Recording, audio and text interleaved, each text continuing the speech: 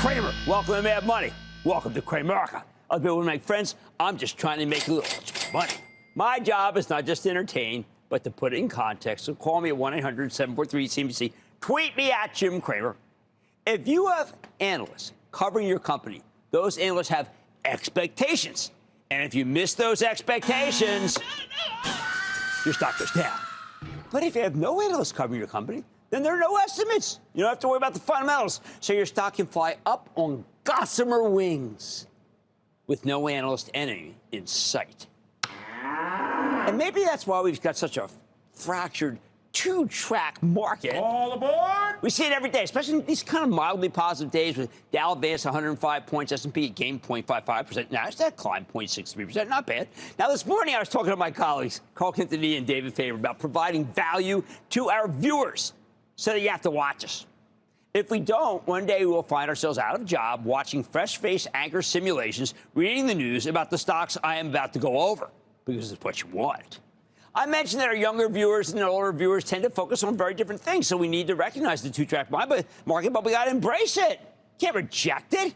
My colleagues were clearly amused by the idea, but then we pivoted to interviewing Bob Iger, CEO of Disney, who traced out his plans now that the company owns all of Hulu. The stock was around $115 when Iger started talking, and by the end of the interview, at least certainly by the day, it was at 118 and change. That's a tour de force performance. The kind of value added this network proudly provides. I felt great about it. But I could feel the contempt that many younger investors have for what I think is a very strong kind of journalism, where we flesh out what really matters to an iconic big capitalization stock that has everything to do with linear television, ESPN, exciting movies, cruise ships, theme parks. Now, it's Disney for heaven's sake. Who doesn't want to know about that? Well, how about the people who just stopped going to Disney World with their parents, and it's the last place they would ever be caught dead at? What do they want? Honestly, I don't know if young viewers necessarily want anything from us at all. We are people who shine light on things, and sometimes they don't want light shine. I think they prefer the obscurity their stocks dwell in. A lot of younger people tend to get excited about, stocks that aren't even covered by analysts or the mainstream media. Instead, you know where they're covered by? Reddit. And then it's done in the most cursory, cheerleading way, which is unfortunately what many of these people want to see, and I know I can't do. For me, Reddit's very important as a resource for what people care about, but the younger cohort seems to take what they say as gospel. So let's go over what they like, what maybe you're fascinated by, what so many of you are wanting to, let's say, buy before they take off. First, the important groups, the ones I'm asked about all the time in the lightning round. One is anything crypto, right? For they love Mr. That's what we used to call it, MSTR, now MicroStrategy, now Strategy. It fascinates this cohort because it's a vehicle that buys crypto endlessly, often with borrowed money. Now, a lot of people wish they were MicroStrategy, doing the same thing. Same with Coinbase, some of the newer brokers that I'm profiling later tonight, so stay tuned. But the new one, the Circle Internet Group, is loved because it's a pure play on digital assets. It's talking about digital currencies, blockchains, the works. Oh, every buzzword imaginable. But what they're really interested in are stocks that don't get coverage, even as they trade millions and millions of shares every day. Look at the volumes of these things. We all ought to be talking about them constantly.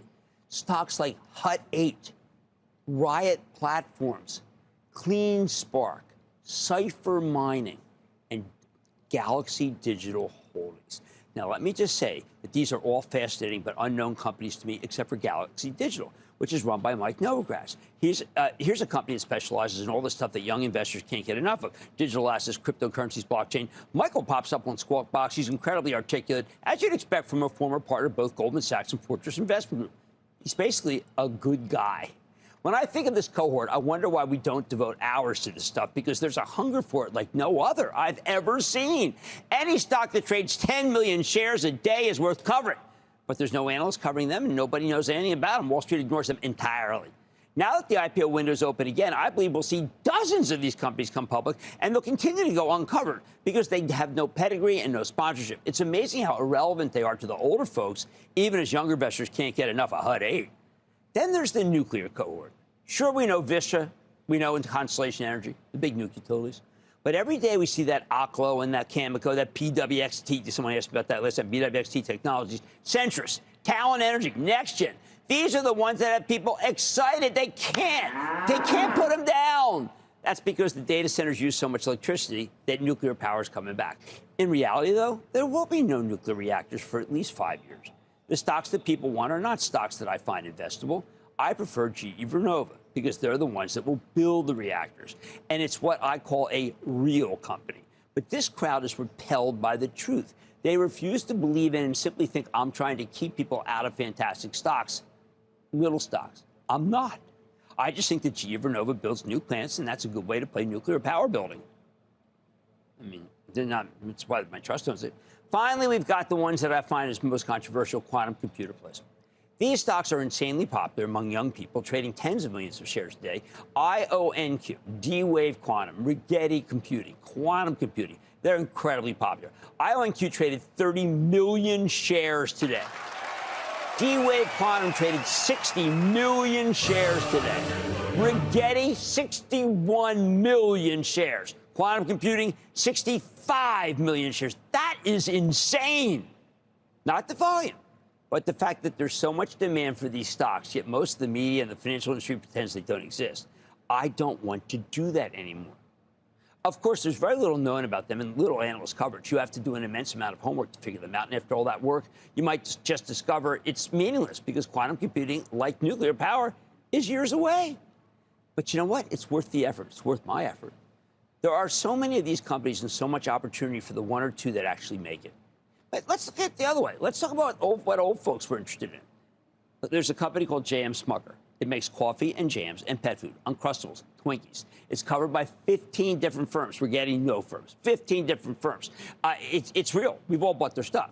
2 years ago, right at the time that the GLP-1 drugs came of age, and we went nuts for the weight loss shots, J.M. Smucker didn't seem to notice. They ran into the fire. They bought Hostess. That's right, Hostess, maker of Twinkies, for $5.6 billion in November of 2023. Today, they took a $980 million impairment charge for that transaction. I doubt that'll be the last one, as Twinkies and Ho-Hos may not turn very well. Let's just say they're going nowhere. They also took a big hit from tariffs and higher coffee costs. Smucker's talking about a 20% boost in coffee prices. That's not going to help demand. In the wake of the news, the stock plunged more than 15%. Nearly every analyst who covers it had tough things to say about the business. All major firms.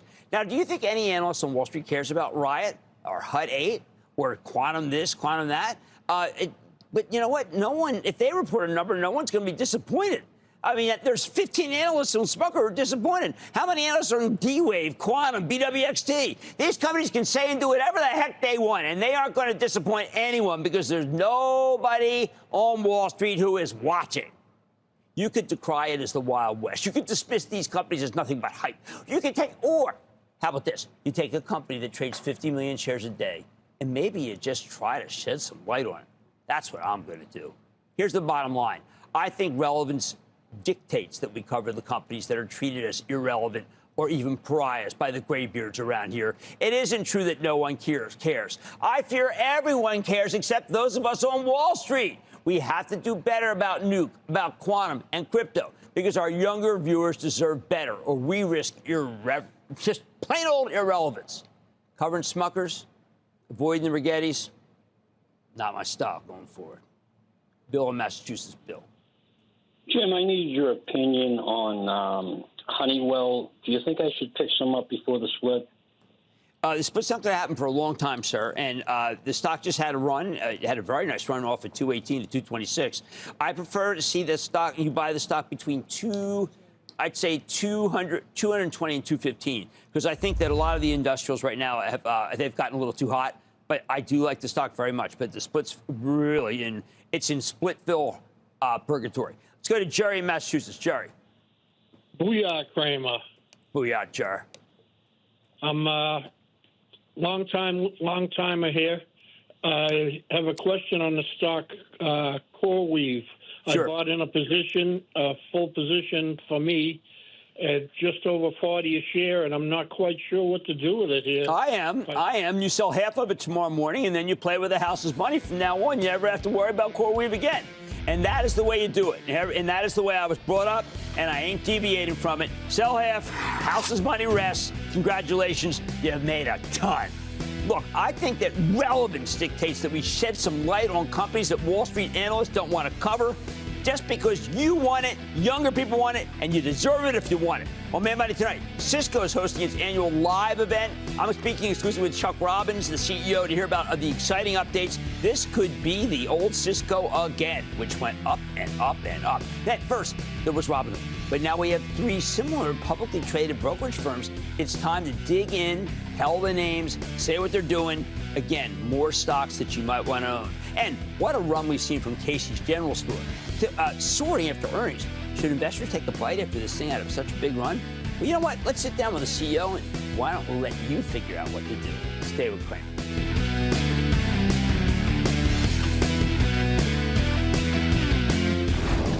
Don't miss a second of Mad Money. Follow @Jim Cramer on X. Have a question? Tweet Cramer. #MadMentions. Send Jim an email to madmoney@cnbc.com or give us a call at 1-800-743-CNBC. Miss something? Head to madmoney.cnbc.com.